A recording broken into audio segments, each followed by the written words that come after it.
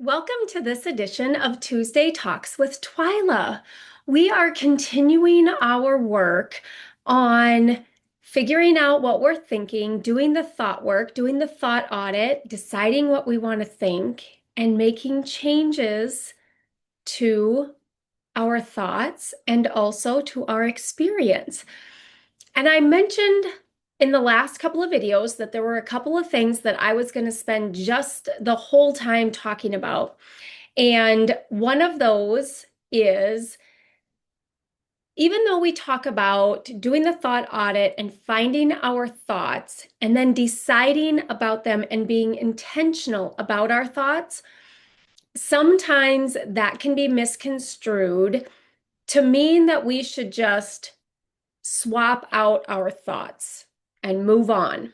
And I want to encourage us to spend some time with where we might be before we move on. So, the importance of this is that if we don't do this step and we just thought swap, we can end up taking the resistance or the old baggage and kind of all of that. Resistance is the best word, along with us. And the things that are tied to those thoughts and feelings, the emotional impact can recur. Those emotions can keep coming up. Those emotions can be stuck in our body. You hear about this all the time. And so there are times where there are things that we need to take the time with before we move on. And you'll know what these are because the emotions will continue to show up. So for me, this was the panic and dread that would wake me up in the morning. And it would happen every single morning like clockwork and well before my alarm would go off, right? And all I wanted to do was go back to sleep. And so I thought I was being super smart in knowing that my thoughts create my feelings, and I was not enjoying the way I was feeling. So I wanted to change my thoughts so I could feel differently. So I would spend that time focusing and directing my thoughts on something different to create a different emotional response. And I thought I was just, I'm a life coach. I know how to do this and I know these tools. And so I'm going to apply them. And every morning I would wake up with that panic and dread. And I had to spend the time redirecting my thoughts. I wasn't falling back to sleep. I was focused on thinking something different to create a different feeling. And that worked in the moment. But I wasn't able to just relax back into my slumber. I had to focus on those thoughts and be very intentional and redirect my mind. And really, I had to do the work, right? It was very intentional. It was very, right? Like I had focused my energy there. I had to do that. I couldn't just relax because as soon as I would stop redirecting my thoughts, they would just go back to the panic and dread. And so I realized, okay, well, my coach brought to my attention that I needed to lean in to those feelings. Like, what if you just leaned in and allowed the panic and dread to be there instead of trying to avoid it, trying to sweep it under the rug, trying to suppress it, right? What if you just allowed it? Okay, that sounds amazing at 4 in the morning, but okay, why not? Let's try it. So, what this looks like when I say lean in to the emotion is to allow it, is to do, is to not do basically everything I was doing, which is trying to avoid it, get away from it, switch my thoughts, right? Sometimes if it's obviously you don't do this when it's early in the morning and you're in bed, but other times of the day, it's grabbing something to eat, right? Buffering to avoid those emotions. And so our reaction is actually what causes more suffering and damage than actually just feeling the emotion would.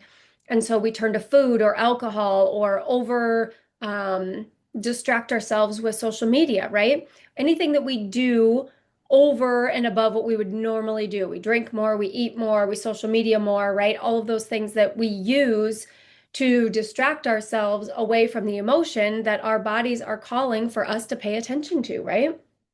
And so, okay, so early in the morning and my panic comes up like clockwork. And so I'm like, okay, I'm not running away from this today. And so I'm laying in bed next to my husband. It's 4 in the morning. So this isn't a big verbal, this isn't a, sit up or grab my journal or anything like that. It's just me inside my head saying, okay, I feel, and I named it and I described it. I'm feeling panic and overwhelm. This is what it feels like in my body, and I'm just going to allow it to be here. And then get curious about it. Where is it coming from? What am I thinking that's creating this feeling of dread and overwhelm? Right? Just get curious. And so the leaning in is the opening up to it instead of the running away from it or closing it down or trying to, hide from it, run away from it, suppress it, right? We just open up to it. We lean in and allow it. And that's all I did. I just opened up to the emotions I was feeling, allowed them in my body. And what I noticed was it wasn't the next morning that it came back. It was a few days later. And I only remember it coming back one more time. And that's it. So it wasn't that I had to experience that over and over and over again. And I thought I was being so smart by circumventing it when I was actually just causing it to recur every single day because it had been there for years. Because that was the stress and overwhelm that I carried from my stressful job. What am I forgetting? What am I not getting done? What all do I have to get done? What do I need to do today? Like that was all of the dread and overwhelm. And I carried that with me, even though my circumstances had changed. I was still waking up with that panicked feeling. And I didn't know where it was coming from. And it was pre-programmed, right? It was just, that's what happened every day. And I hadn't processed it. And that's all I needed to do. And then it stopped happening. So we have to take the time for these things because the alternative is you're constantly doing something else to avoid these emotions. And even though we can be intentional about our thoughts and we can choose our thoughts, there's a time where we have to allow what's happening in our body before we move on. And this is the invitation to do this. And this is how we do it. You simply name it, describe it. Where's it at in my body? Just give it the attention that it's craving and allow it to be there. And that's literally all it is. I'm just going to allow this to be in my body. And I think there's this fear that if we allow it in, it's just going to stay there, right? Like some kind of demon possession. Like if we let it in, well, it's already in there, right? It's in there, it's trapped.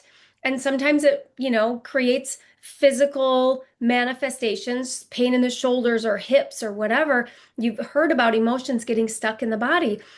And that happens, right? And so we have to get that process through.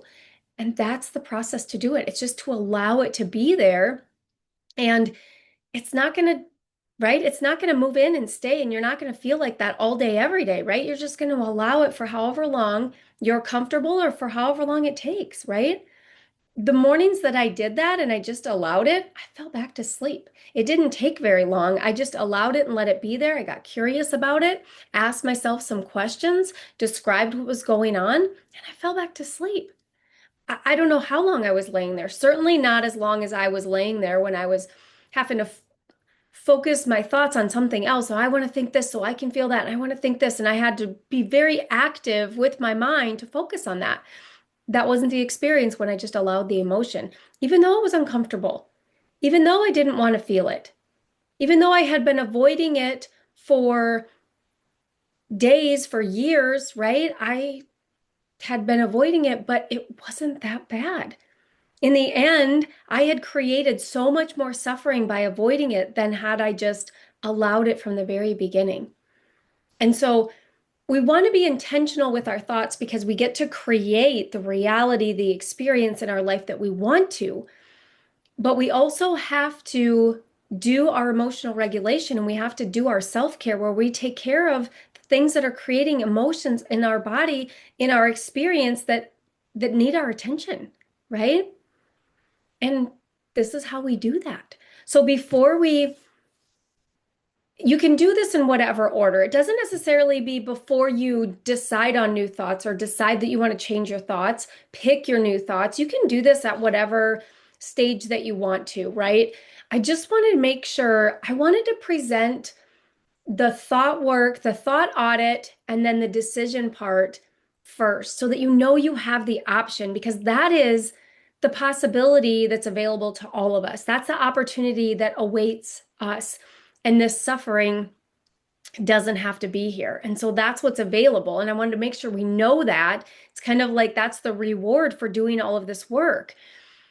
And once you know that I get to choose, that I don't have to stay here and I don't have to stay in the suffering and I don't have to stay in this emotional state and I don't have to revisit it. And I don't have to have it come visit every day. I have different options. I have different thoughts I can feel, thoughts I can think, feelings I can feel, and a different experience that I can create for myself. That's all available to me. And when you know that, and you take back control and power, and you're intentional about your thinking, and you're intentional about your experience, and you get to decide on all of it. And it's just that simple of a decision to change, of a decision to do the thought work, a decision to do the work, take the action, make the changes. It's just that simple, right? And so knowing how, knowing what to do and when to do it and why to do it, right? These are all the pieces to that to create that different reality for ourselves. So we just want to make sure that as we do all of this work, we're paying very close attention to the things that seem to keep coming back again.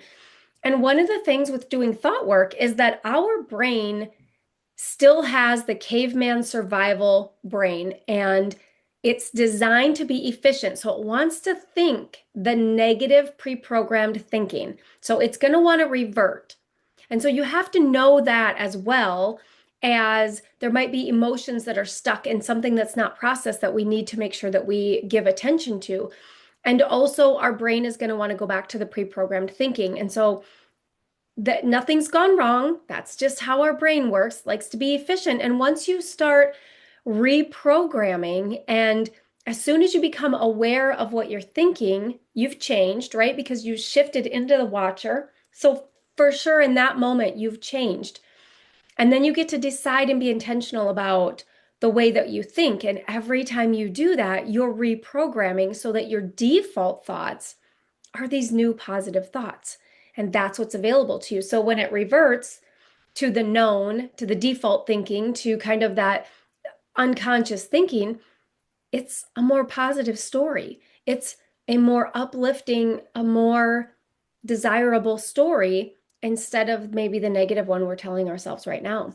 And these are the stories that we wake up with in the morning. These are the stories that we just go back to when anything goes wrong in our day or anytime that we're just not intentionally thinking, our mind's just going to revert back to these old thoughts. And so that is the process to reprogram and know that our mind is going to work this way. And then understanding that if there's something that needs attention, this is how we do it. This is how we lean in. This is how we give it the attention that it needs. We get curious about it. And through all of this process, I don't think I can say it enough. There is never any part of this that includes judgment, opinions, beating ourselves up, right? Sabotaging ourselves. There's just none of that. There's no place for that in any of this work. That just makes it worse. So when your brain reverts, instead of dumping on yourself or beating yourself up, it's like, oh, that's what my survival brain does. Okay, brain, thank you, but I want to think like this. I want to go this direction. I want something different. And that's always available to us, but we have to understand how our brain is designed to function because its job is to keep us alive. And back in the day, that's what it did.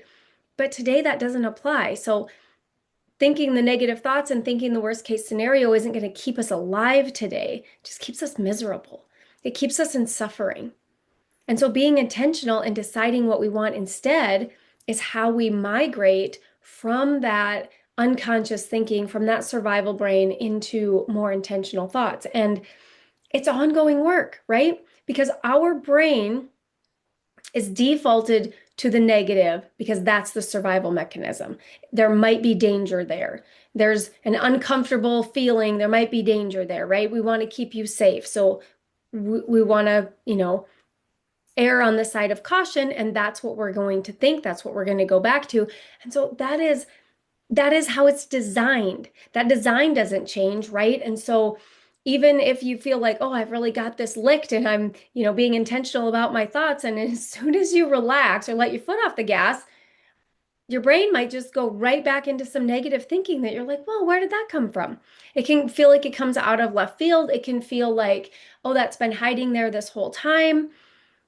But know that that's just what our brain does. We don't beat ourselves up. We don't get hard on ourselves. We don't do any of that. We just recognize, oh, that's how my survival brain works. And I know that. And then I redirect it and I move in this other direction. So, through all of this work, we have grace and love and compassion for ourselves because this is work. This is the work that gets us to the desired outcome, the life that we want to live, the life that we get to choose. We get to decide and choose all of it. And we just have to do the work, which might mean, every day we try, every week we work on it, right? Whatever that looks like for you, whatever you're comfortable implementing. But it is ongoing work. It isn't a one and done. It isn't once I've conquered this, I've, kind of wiped the slate clean and now I always think positive. That's not the reality that we live in. And so we just have to know that. And when we know that, we know, okay, this is always the work and these are the tools. And so when something shifts us back into the negative, we know exactly what to do and how to shift us back into the intentional thinking and focus towards the positive and the goals and the decisions of the life that we want to create, because that's what's available to us. And that's the beauty of all of this. We get to decide. And it is as simple as just making the decision, deciding to do it, deciding to do the work, deciding to lean in and give it a try and see the difference. And then also just know that it's ongoing work and that once you learn these tools and skills, they're always available to you. And sometimes it might be a huge, right, curveball. And sometimes it's just a minor curveball, but just know these are always the tools and this is always available to you. And that's the work that we do. So, along with the thought audit and the evaluation and deciding what we want to think, and then understanding our thoughts, feelings, and actions relationship that we talked about last time, and then adding in this step where we give ourselves the attention to the emotions that are coming up, that just keep coming up, and make sure that we're working through that and we're acknowledging and accepting and allowing where we are before we try to move on so that we don't take any of that baggage with us. We work through it, we allow it, we let it process through, and then we can move on. And sometimes that takes more than one time to process through, to work on it. And sometimes it's quick and easy. But just know that that might be something that is needed before we move on. And you'll know because it'll be things that just keep coming up and they might be surprising, like, oh, that's there again. Okay, what's there? What is that? What is there with that needs my attention, that's trying to get my attention, and understanding that this is the work that we do if that's what's happening. So with that, this kind of completes this little mini series where we talk about all these different pieces that really starts with the thought work, that starts with becoming aware of what we're thinking. And then what do we do with all of that, right? We do the thought audit, and then what? We dump out our brain, or we do intermittent check-ins and we get curious about what we're thinking, and then what do we do with all of that information. And that's what this mini series is designed to give you, is that process and what to do after that, and then how to continue to do the process going forward. Because like I said, it's just ongoing work, and that can look differently based on what you're comfortable with. If it's daily journaling, if it's the incremental check-ins, and if it's a daily check-in or a weekly check-in, whatever interval, or if it's I'm at my breaking point and I need to check in and see what's going on here. Whatever that looks like for you, just know that it is constant work, and the longer between the times that you do the work, probably the more work there is to do, right?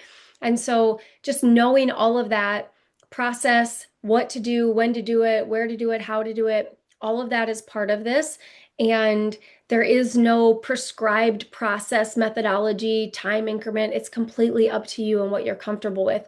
Obviously, the more you do it, the faster you'll create change and the more you'll stay kind of on top of the maintenance side of it if you do it on an ongoing basis. And that's available to you. And then you might find that, it's important. And so you schedule that and you do it regularly. And then the time in between gets larger and larger, right? I don't feel like I need to do that this week. I can skip this week. Whatever your comfort level is, whatever your goals are, whatever you're trying to achieve, all of that is completely up to you. There is no prescribed process for this. It's what works for you, what you need in your life, what you want to create in your life. Completely up to you. Don't we love that? We love to have options and choices and decide for ourselves. So, with that, I hope you have an amazing week, and I will catch you next Tuesday.